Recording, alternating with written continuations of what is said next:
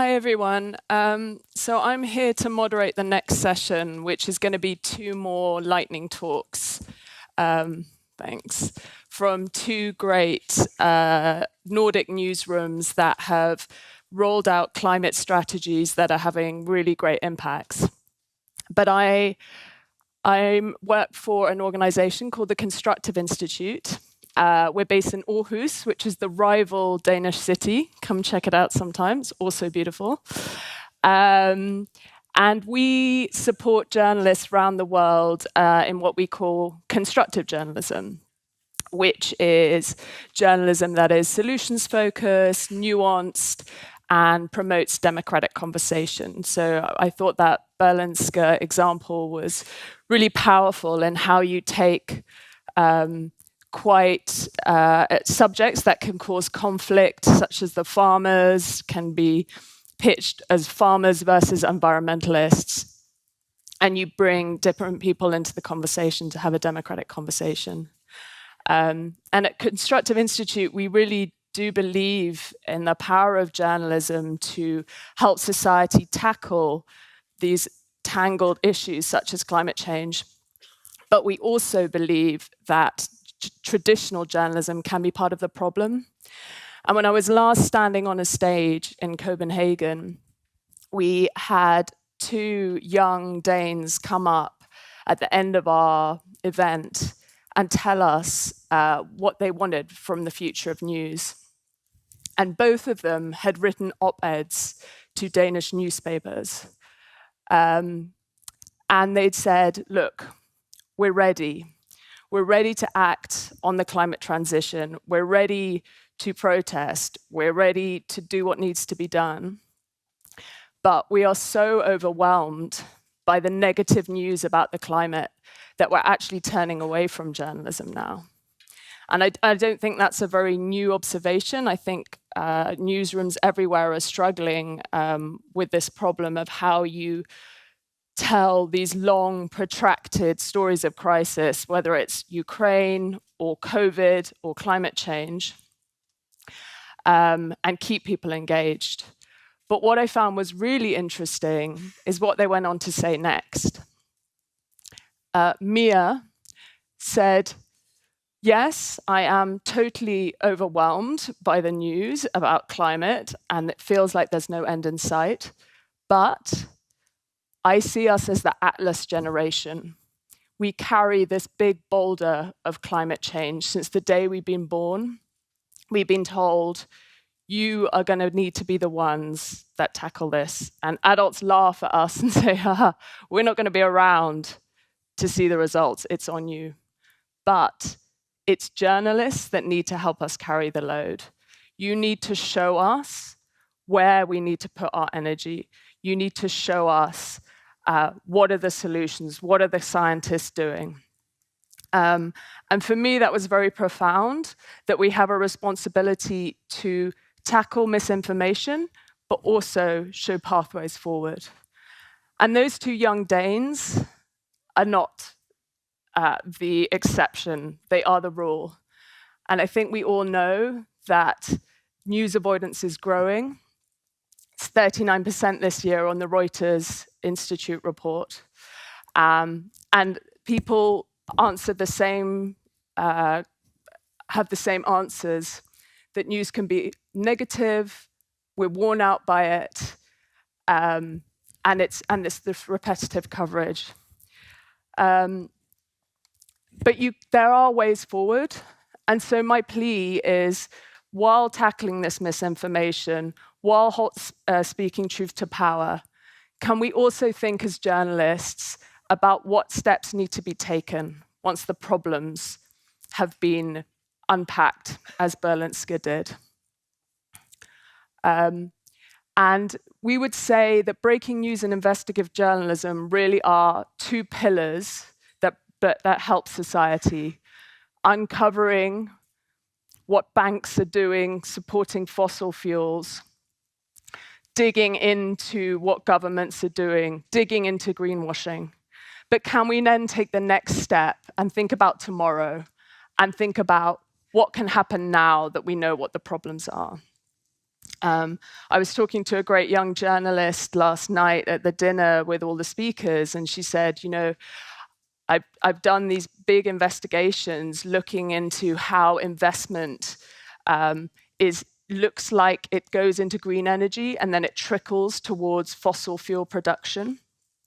And I said, well, what do you think about this idea of you're uncovering the important truths, but you're also hitting people with another wave of what's going wrong in the world? And she said, yeah, I really want to think about how I can uncover this issue. But audiences have come up to me and said, okay, well, who do I go to? If you're telling me these guys are fueling climate change, what do I need to do to act? And I think if we can think about this next piece, that's very powerful. So what we did at the Institute is we got 5 climate journalists from around the world, from Kenya, India, Argentina, Australia, and Norway. And we brought them to our institute for 5 months. And we said, how can we rethink climate journalism so that it can keep viewers engaged, stop them turning away? And they spent 5 months with us. And they came up with this, what we call a constructive climate lens, which looks at how you can cover climate change through looking at solutions moving forward, unpacking complex issues, and helping facilitate democratic conversation around really difficult issues.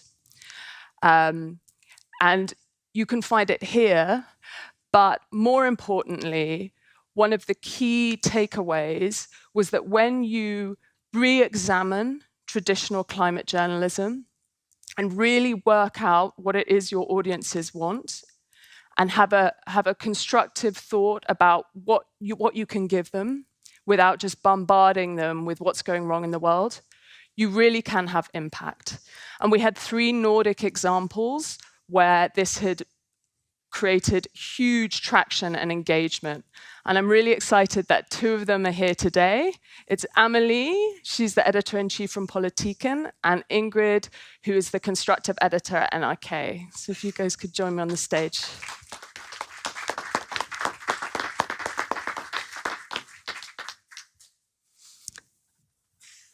Hi guys, I think their mic's there. Hello, can you hear me? Yes. The clicker? Yeah, I think so. Yeah.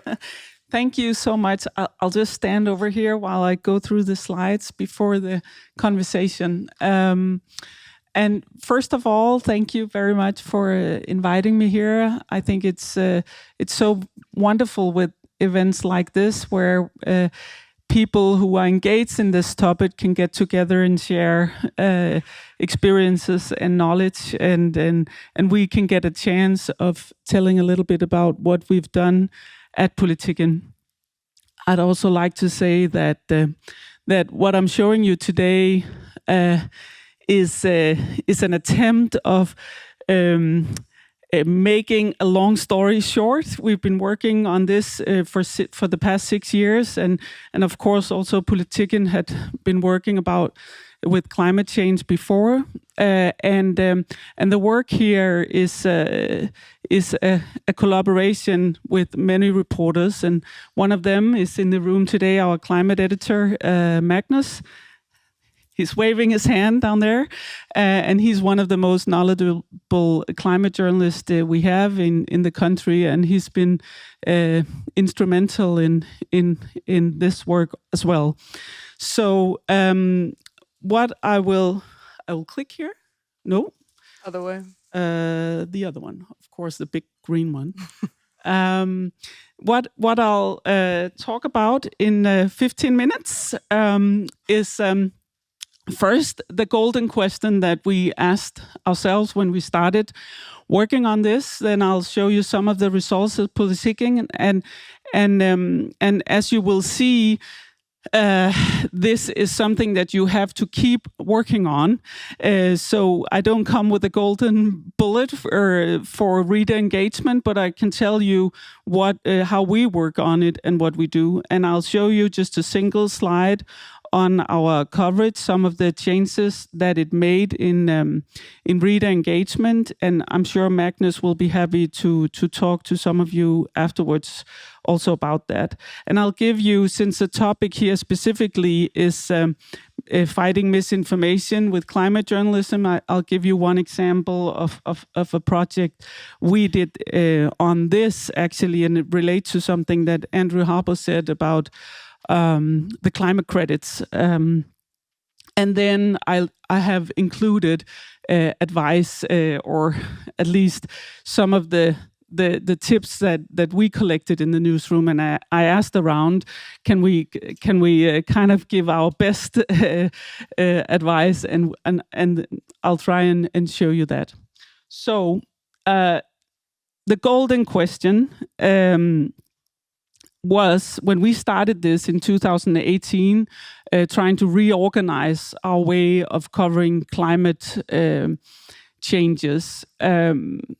There was this thing, and I think many newsrooms have the same experience, that when the word climate was in the headline, we just saw people shy away from it. We could see in the data that many of the readers just didn't really engage with the story.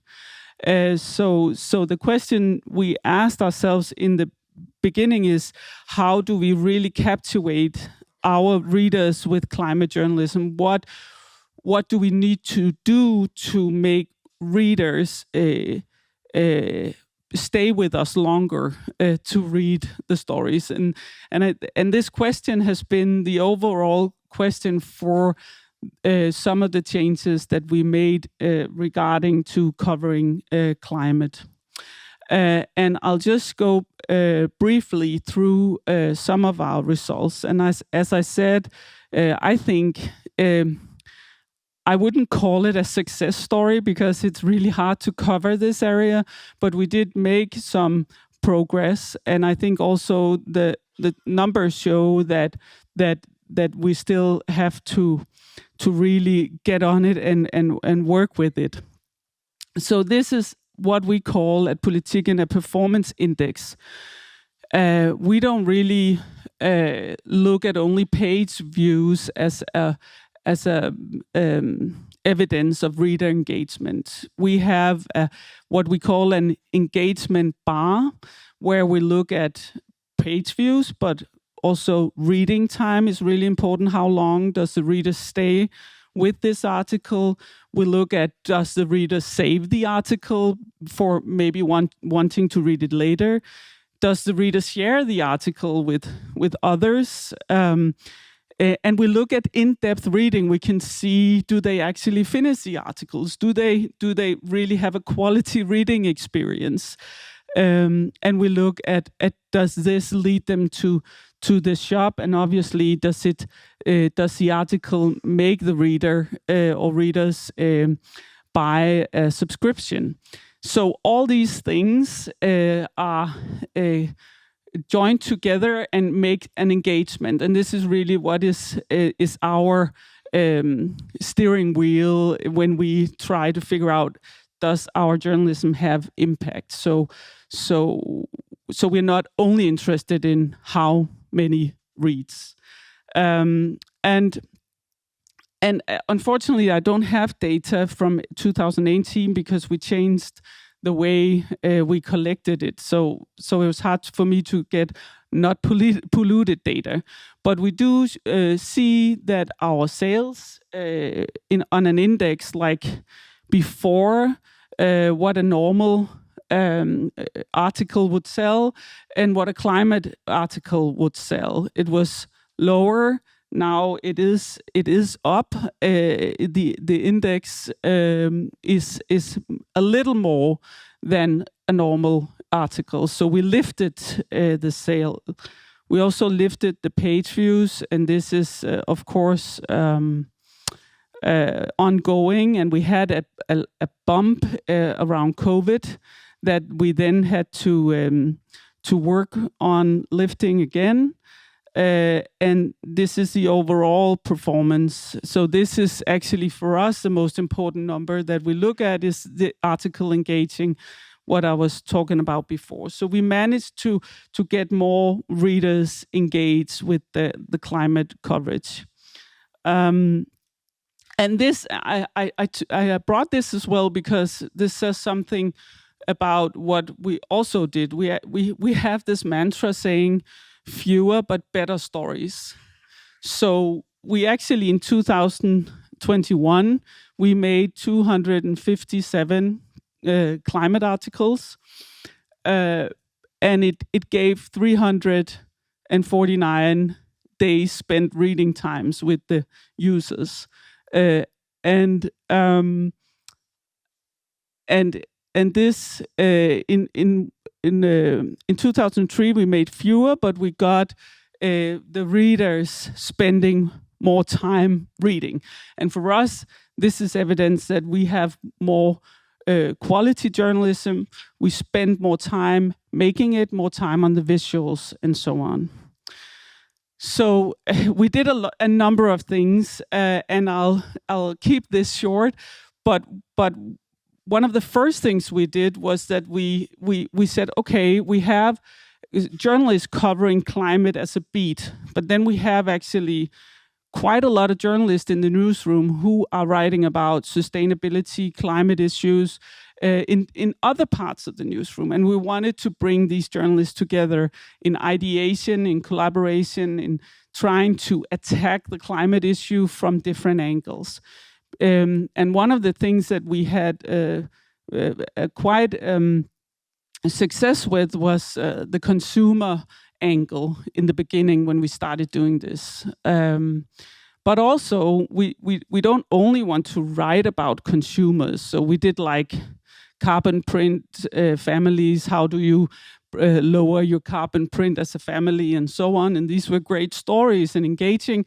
But we also want to tell like the big stories and the important, like on a world scale. So not only the consumer angles. So we didn't want to just go that way. So we did a lot of work on looking at examples, and I have more of these, but we try to figure out, okay, what if we take all the climate articles together and we'll look at what are the top 10 most performant articles. Just in a few words, we discovered that if you change a few words, then it's more appealing to the reader. And we could see this in the data. And I'll be happy to talk about this more afterwards. But this is one thing that we did. We really examined the data. Another thing that we did, and this is last year, about 1.5 years ago, we introduced user needs. And many of you are probably familiar with user needs, which was first launched by the BBC, by Dimitri Shishkin. And I really love the idea of user needs because it's a journalistic approach. So at some point, you only had this hard number of page view to measure your success or the data, or you tell stories in the same way. But in this way, you can say, okay, we have this really important story that we want to engage the public in, or we want to tell about this. Can we use different ways of telling the story? Can we make... We have Update Me, I think the BBC, and it was the same at Politiken. Many of our stories was classic Update Me news stories. But can we talk about this issue in a fascinate me way, in an explain it to me way, in a guide me way, in a human way? So we really try to be conscious about the way we choose to tell the stories, and to use these user needs to try and get around for engaging more people in the storytelling. Then the visuals, and this is unfortunately not the video, but there's a fish coming down in the video. There's a fish landing on his plate, and this was one story we did on PFAS, showing how much PFAS is in the whole everyday lives of people. We also did this project in Sweden. We did also, like Berlingske was telling, we wrote a lot about the problem with the fish. And actually here we engaged the readers in sending us pictures from all over Denmark as to how the sea was looking at their local spot. So we had a website where many of our readers send in pictures, and in that way engaging the readers. And I just, in the last few minutes, wanted to show you one of the things we did. This is a project that's a couple of years old.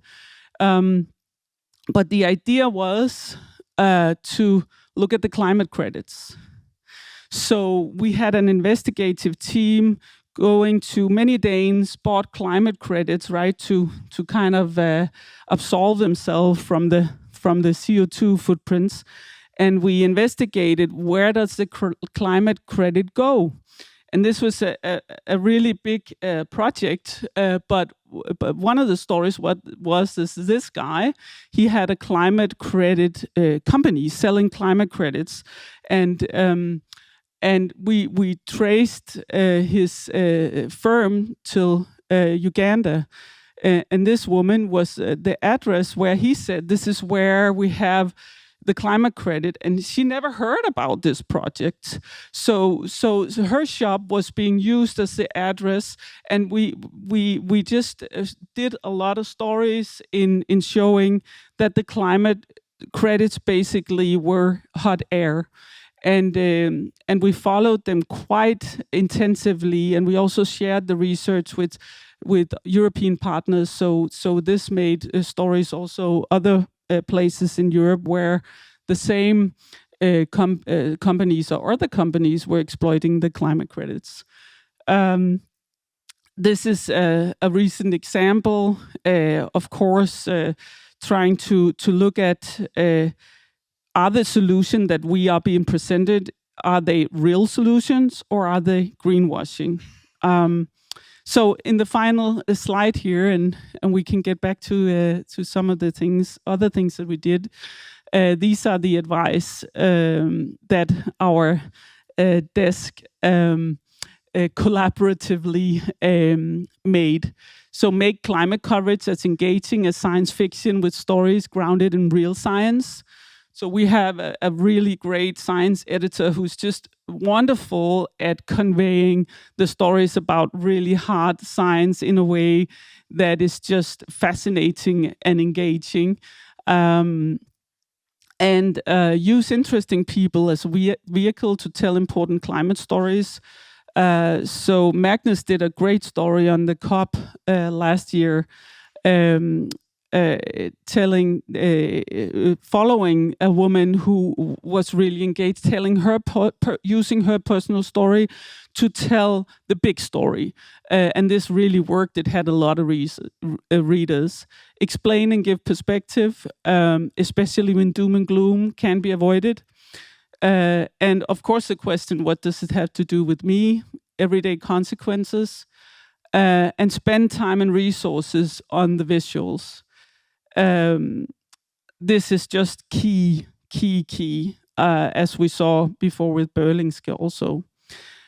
Tell your readers everything important, but don't flood the site. So what we discovered was that we actually made too many update me stories, but we really wanted to tell about what was happening. So we use live blogs, for example, during the COP, more actively to create polls on the bigger stories, and then we can do more stories with the user needs with different angles, and then update and find ways to republish your best work. That's also a good advice. I see that. I think the slide about the cup unfortunately got out of the deck, but I'll be happy to share it with some of you. But basically, it just showed that from 1 year to another, we actually doubled the engagement page views with our cup coverage, and we did it by very consciously looking at how can we make stories from the cup that are engaging using some of these tools, the data, the visuals, the user needs. So I think I'll conclude there, and Ingrid, and then I'll be happy to talk to you afterwards. Well, maybe we'll do some questions for you. I think maybe you guys can ask questions to Amalie while you remember, but I just have one question that you skipped over. I don't know whether I can go back to that slide. I think it's really interesting what Politiken did, or what Amalie did, is think about, okay, climate news is a tough sell, but rather than just say, well, people should want to engage with our content, it's important, they went back and they broke down what successful articles were. We go to that side. If you could just tell us a bit more about that process, because I think it's really interesting that you really dug into what worked and what engaged people. Yeah, actually, there are. I have some other slides on this as well, but we also looked at bottom 10, top 10. We looked at what themes are working, what themes are not working. I think what is important for me to say is that I'm not interested in shortcuts just to get more page views, right? I really want to find ways to convey and engage readers in important stories as a media company. So we maybe we can see, okay, if we do a story this way, then it'll get a lot of traction, right? But that's not, for me, what is really both important and interesting. It's more to say, how do we get the important stories to engage more people? So we want to do important stories. We want to do the bigger stories. And basically, this is, of course, it tells you that the more close you hit home with the reader, the more the reader is interested, but not necessarily, the reader is not necessarily just interested in themselves and their shopping cart. The reader is interested, in my opinion, many readers are interested in the world and wants to read about it, but maybe they just want the story presented in a way with a human being in front, or with a creative visual storytelling, or with meeting some of the people who are actually feeling the consequences every day. So it's more, and then we saw also, if the headline was too systemic, then sometimes it was few words that we could change, and actually it would have an impact. So in that sense, we looked at a lot of different things, but this was one of the things we did. Yeah. Sure. Hmm? And there's a question at the back.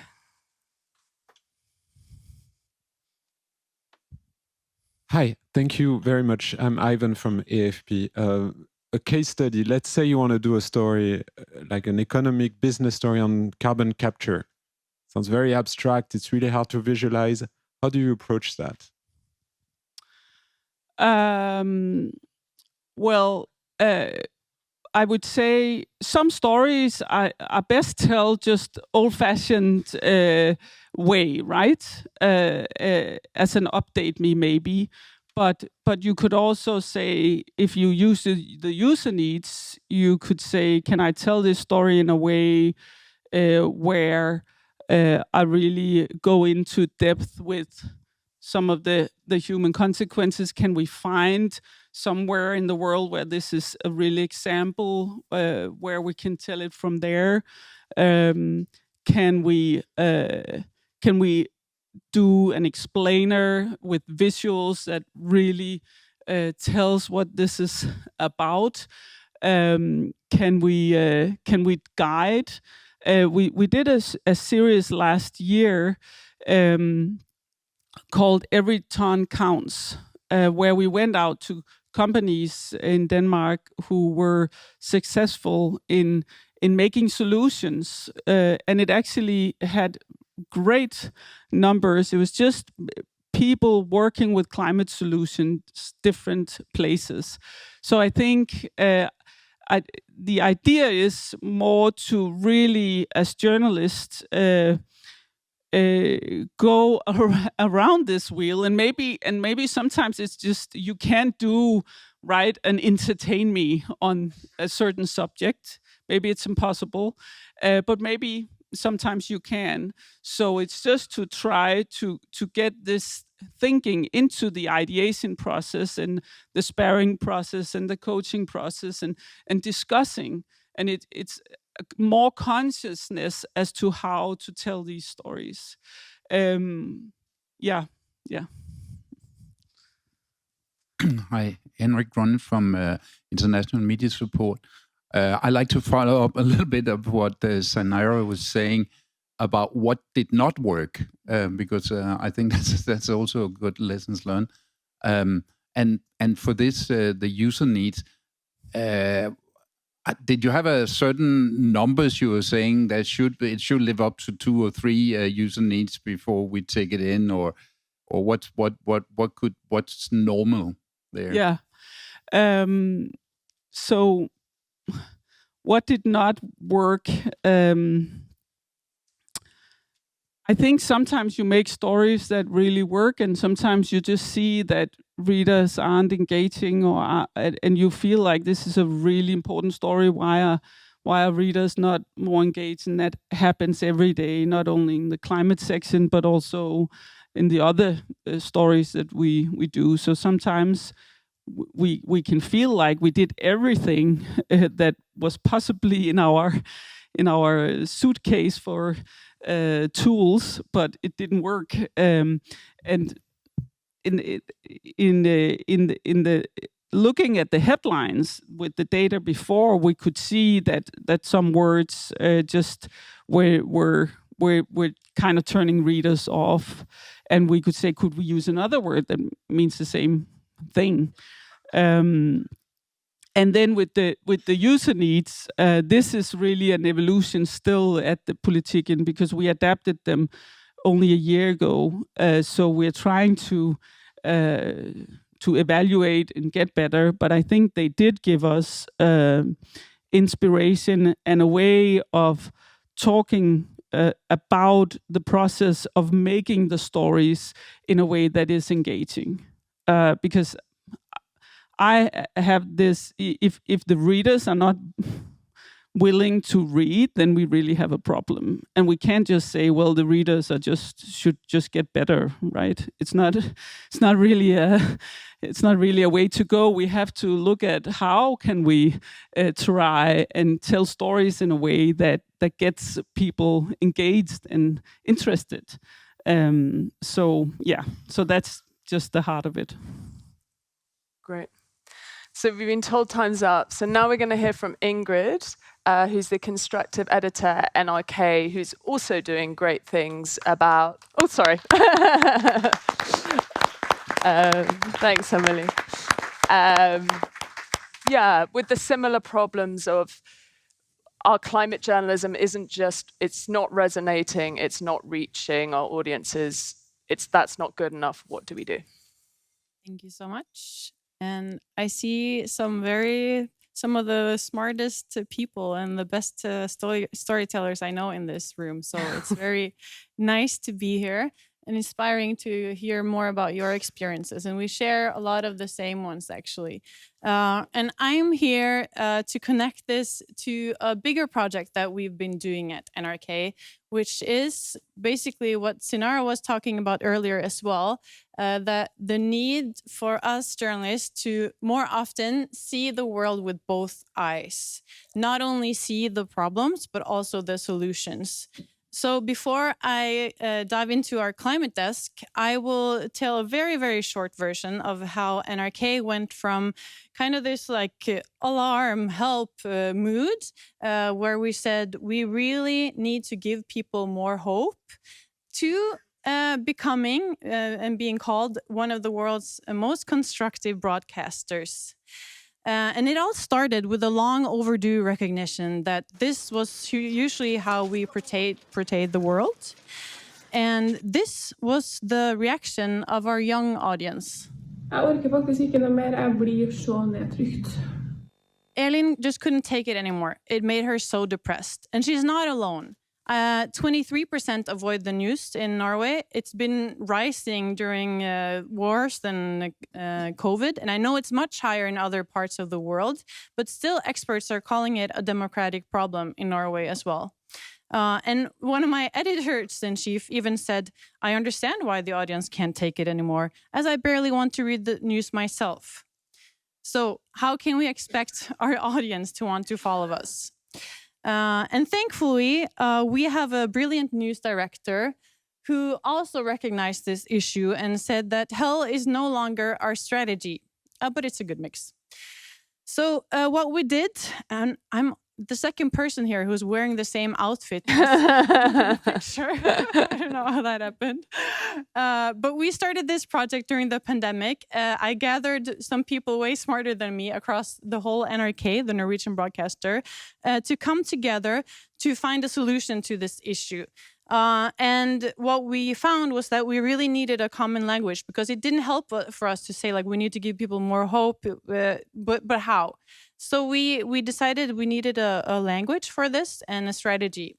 So we made a definition very inspired by the 3 pillars of the Constructive Institute, saying that constructive journalism at NRK shall strengthen and develop the democracy by 1, showing a more nuanced image of the world, 2, pointing to solutions, and 3, countering polarization and creating more dialogue with people and between parts of our audiences.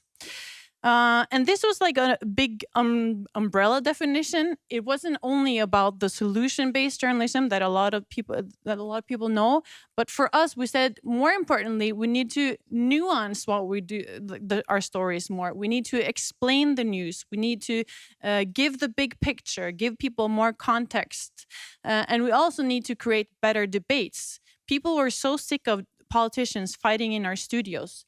We need to bring them together and have more constructive discussions, and also help our citizens have more constructive discussions by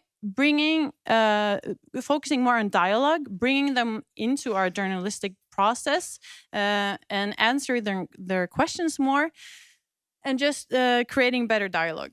And we set some big goals for this project. We said, like, we want to become leading in Europe for this, and we want to contribute to the decline of news avoiders, and we wanted to become a part of journalism education, but also a lot of concrete goals on like how to implement it across. And then we went to the top management, our general director, and said, this is not just for the news.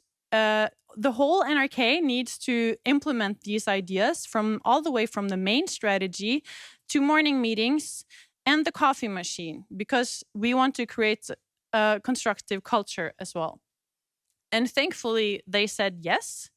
And I was so lucky to be sent to Constructive Institute in orders to think about, like, how can I, a simple news journalist, change the organization of 3,000 people? And then came back, went on a big constructive tour to help local editorial rooms set goals and on what does this mean for you? Because this isn't just like a fancy PowerPoint that sounds nice. We actually believe in it, and we believe that we need to engage the whole organization, not just the climate desk or not just the foreign desk, but everyone. And we had to discuss, okay, so what does this mean for this group? How do we create better debates? How do we create better climate journalism? And 1 year later, we saw that this had become a part of our DNA. Much thanks to even some people in this room who we've had some great storytellers bringing hope into our stories for years and showing us what that can really look like. Quality journalism. It's not positive journalism. It's quality, rigorous journalism pointing to problems, but also solutions. And then we started telling stories like this more often. 3 ways the world is doing better than you think, to correct people's image of how the world was going. And we also do, because as mentioned, this is not only about solutions for us, but also about nuances and answering people's questions and helping people understand. So last week, in the biggest debate show we have, which is extremely popular, instead of just bringing politicians together to fight about something, we did a whole debate show about why they're bombing each other in the Middle East, just bringing experts in to explain our audiences what countries and groups are involved in the many conflicts, to help people understand and be able to follow the news. And the response was really, really great. Even other media houses were like, finally NRK are using our tax money for something good. So it's really been working, and we've implemented this in our investigative journalism as well. But one of the most important groups have been our climate group.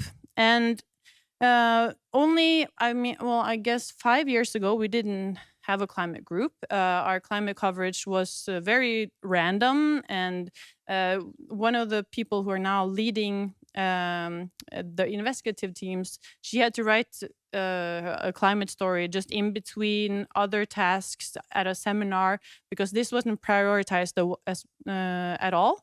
But we decided it was time to make a change, and we made an investigative climate team in Bergen and a news team in Oslo, and a climate strategy to take this more seriously, finally. And now, not only do we cover the typical news stories, but we do a lot of great visual storytelling, helping our audience engage in. For instance, this was a story where you could write in where you live and see how the climate will change in your region in the future, to make it like closer to people's everyday life. And we bring in experts who share stories of hope and make it engaging by gamificating, for instance, this story about fish. And some of the climate stories at NRK are the most read stories ever, like in the history of our online webpage. So we've seen some great results. We just the picture. This has changed a bit. It was green and lovely, but we just made a new climate journalism strategy. And a lot of it is saying things like NRK's climate journalism is critical and fact-based, grounded in established science. We combat misinformation and disinformation. But also in our climate strategy, we brought the constructive journalism in one of the points. So we say that we create journalism that is constructive without giving unrealistic hope. Our stories about individual solutions are connected to the structural changes that are required, and our journalism contributes to less polarized debates.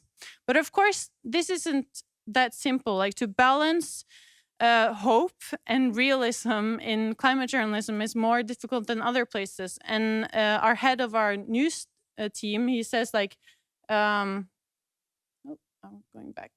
There's a possibility that if we focus too much on being constructive and bringing hope into our climate stories, this will create a new, like, false balance in our coverage. So this is an ongoing conversation about how to solve this in a most constructive way. But we have seen great examples of it recently. The investigative team in Bergen, some of them are present here, made a big story about the flames of Equinor, which is a big issue. And although this is like a traditional hope story, this is about Equinor's presence in other countries. They only chose countries to point at where there is an alternative to doing what they are doing today. So that was a way of bringing solutions into this problem story. So it's a different way of being constructive, but which worked really, really well.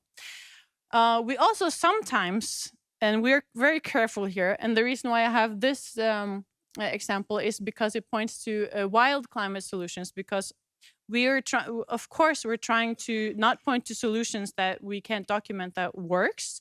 So it's really important that we use the right words. So that's why it's presented as a wild climate solutions, because we don't have all the technology yet. And we're very transparent in nuancing that in our stories. But I think maybe the most important thing that our climate journalists help the rest of our teams doing is giving any story connected to climate, nature, the environment. They're trying to give them context by giving the big picture, using their expertise in an explainer format for climate stories in need of context. And like, for instance, stories of flooding. One of our climate journalists will make a box where they connect this to the bigger picture, saying something about what is the issue here and what can we do to prevent this. And we have created this toolbox of maps and statistics and explainer formats that we use in our articles to make them more constructive, more understandable. We make engaging explainer videos that we send out to everyone, because we also acknowledge that there's a climate dimension to almost any story we write. So we're trying to use our climate team to create a toolbox for other journalists to use. And the numbers are showing that this really works. We've collaborated with the Constructive Institute to try to measure this with the help of their news algorithms. And not only did we find that our climate stories perform better than the rest of our stories at NRK, but the constructive ones, when we took the 2023 climate stories, looked at them, we saw that the constructive stories performed 50% better than the non-constructive ones. So that shows that this works, which is amazing. And we also did test this on the rest of our articles as well, and we saw that constructive stories reached a higher percentage of young audiences, and also there was more time spent on each story. So motivating. The response in general has been mind-blowing. This is connected to our constructive journalism as a whole, but we get feedback like saying this story can save lives. We win prizes for it, which is not the most important thing, but it's fun. And we also managed to bring this into the journalism education. So I feel like when we come together with the people like Politiken and all of us across the industry to be more constructive, I would say together we are changing journalism and making it a bit better, and maybe taking it back to what it's supposed to be like, because this is not something new. It's what many people have been doing for years. It's basically just good, rigorous journalism, and more often just making it full circle, not just stopping at the problems. So yeah, that was a brief little story about us.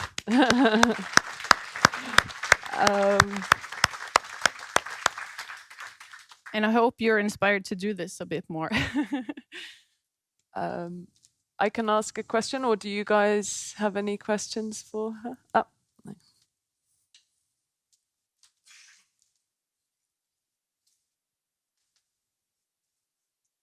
Thank you so much for that talk. It was very inspiring. My name is Sophie. I'm from a Danish organization of climate journalists. We do training and stuff of other journalists, and this was really nice and specific from both of you. It's so nice to see that your big outlets are doing a lot of this. I have a question which could be for both, but as you said, climate is, every story is a climate story. And what we often see is that there are like journalists that are very good at these things, like a few of them at the medias. And then there are a lot of people who doesn't really know how to get climate aspect into their stories. Like if you do finance, there's always a climate aspect to it. So I'm just wondering if you could give a little, what's your experience on that to get the whole newsroom involved in doing climate stories? Yeah. Well, by making a toolbox for them to find easy ways for them to adding the climate dimension, but also just acknowledging that this is super important for the whole organization, like our top managers talking about it in the newsroom and making a strategy that says, also I can just quote our strategy, the overall, we say that, okay, so obviously the climate crisis is the greatest challenge of our time. And NRK, we say that it's our responsibility to make people take informed decisions and also participate in discussions. So by acknowledging that and making every leader responsible as well as not just the climate team, I think we have come a long way, but we have a lot more work to do. Yes, this is something that we've thought quite a lot about, because we discovered that actually we had, as I said before, many journalists who in some ways write about topics that are related to climate change or sustainability in some way. And we started by doing network meetings with all journalists in the newsroom who in some way are writing about related issue. It could be our architectural editor, for example. He comes as those meetings. It could be the economist editor, and we talk to him about how can you do stories that are related to this field. So we try to bring people together. Now we have this monthly meeting where they all come together and discuss what are they doing and sharing also what is happening in my area. So that's one thing. And then I'm really actually curious to hear one of the later talks today from the AFP about climate literacy in the newsroom, because this is something that we also engaged in figuring out how to raise the climate literacy all over the newsroom.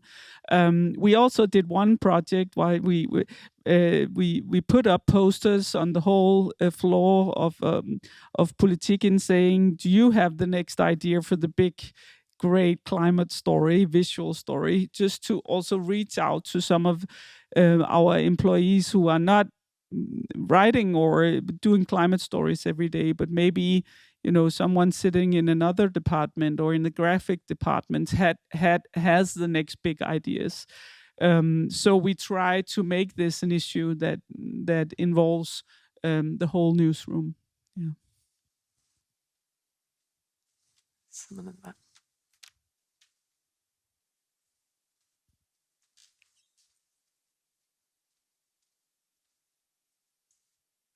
Hi, I'm Amalie Withers from Reuters. I'm the climate visuals editor, but based here in Copenhagen.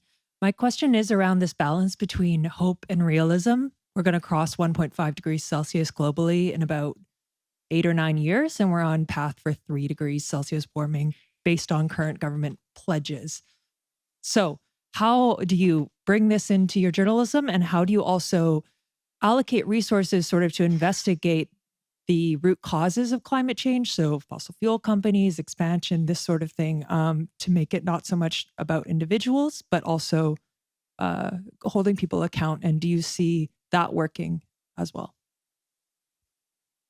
Can I just answer that briefly, and then you guys go to there's a photojournalist that we work with, and I thought he had a really good way of talking about this. And he was a war conflict reporter, a photojournalist, and he found that he'd go to these wars and he'd send back images, and a few dramatic images would work, and then interest would wane. And he said a really good model is you do a hard wave and then a soft wave, a hard wave and then a soft wave. So this is the reality, this is how dire it is, then these are ways forward, these are what people are doing, this is what scientists are working on, then a hard wave. But if you just hit people with a hard wave, a hard wave, a hard wave, they get overwhelmed. And as Ingrid said, we have this constructive algorithm where you can measure how constructive news articles are. And we've measured it on many different newsrooms. And NRK is one of our pinups. 20% is constructive, and that's huge. So it's not saying that you stop tackling these incredibly tough challenges and existential questions. But if you can do 20% constructive, you might keep people in there for the long haul.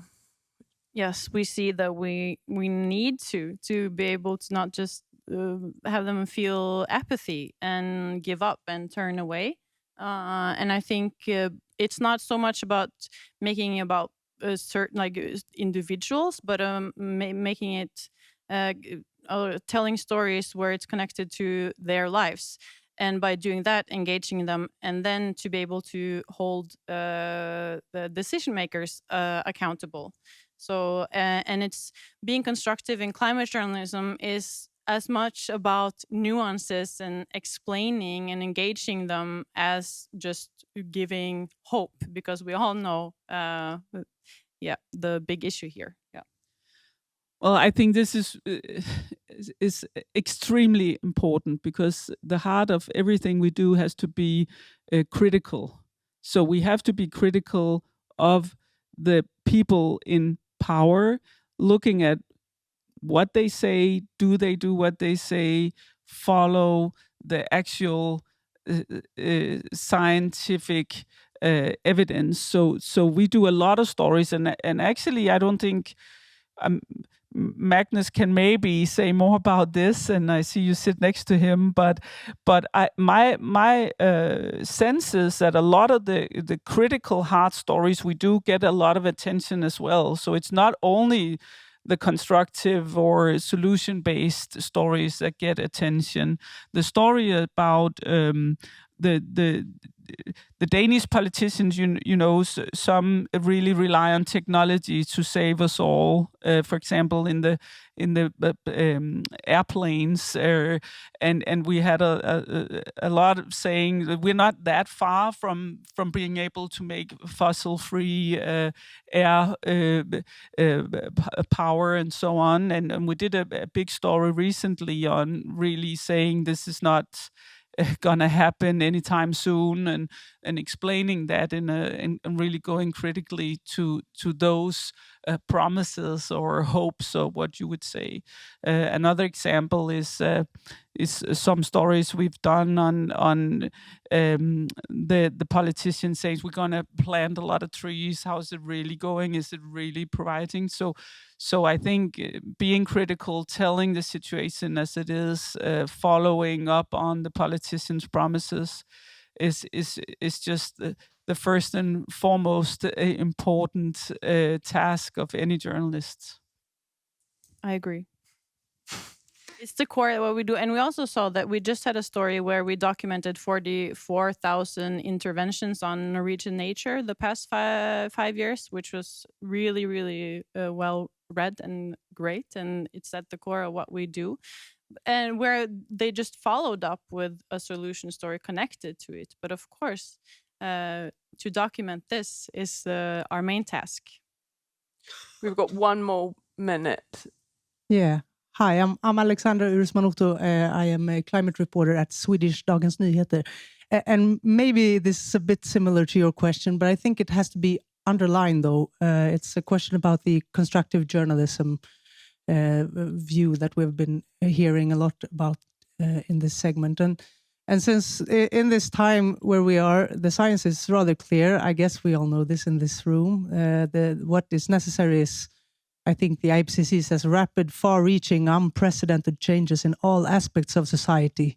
So this is a transformation, right, away from business as usual and all the models within it, which I would say has to include also the readership models and also the business models for our news companies, right? So this crisis is killing people, as we heard in the beginning already now, and I mean, when Professor Johan Rockström talks about this, he's saying we're on our way out of the corridor of life. So this is where we are, and we do know from science that people who do change their behavior, which is what we all need to do, they have been scared. That's like the core feeling that they have been feeling. The people who do change. So I guess that makes the whole hypothesis about the constructiveness and the importance of that maybe a bit out of balance, I would say. So wouldn't you say that there is, when we, and I'm also referring to us as like newsrooms in the global north, when we have these discussions about the urgency of constructive journalism in this catastrophic times, isn't this also risking that people who are on their way of waking up due to the great journalism that we do, then go back to sleep because we give them some constructiveness? I think that people don't change because they're just scared. They must think that, okay, I'm scared, but there's a hope that something can change if I do something. So it needs to be connected to actual solutions or a hope of something changing. If not, if you're just scared and you think there's no help in doing anything, then you will just lay back down. Well, I just want to a short comment on that, because I really do think that it's not the job of the media to try and sugarcoat reality. It is really important to show reality as best we can. That's what we do. At the same time, as a journalist, we have to think about how do we get people to read and to actually be interested. So this is my perspective on this. Is there's, if people won't buy your shoes, then maybe your shoes is not good enough. I mean, you have to look at, do they actually read? Because if you want to, so you have to have a creative way of trying to tell the important stories. So I don't see a constructive way as a problematic way, but I do see a problem if you try to sugarcoat things and you just write about, oh, there's hope, oh, here's hope, and look at hope. That's not our job. Our job is to write about the hard facts and what is really going on and the consequences. But we also have to think about how do we do it in a way that we get more people who have everyday life that are not related to this issue at all engage in it, because then they will hold their politicians accountable. Then they will go to the voter booths, as the people did in Denmark in 2019, and demand a change. So I think this is all connected in some ways, and I really think it's important not to just do happy stories on this. Yeah, so we've been told no more questions, but we'll be around all day. So thanks, guys.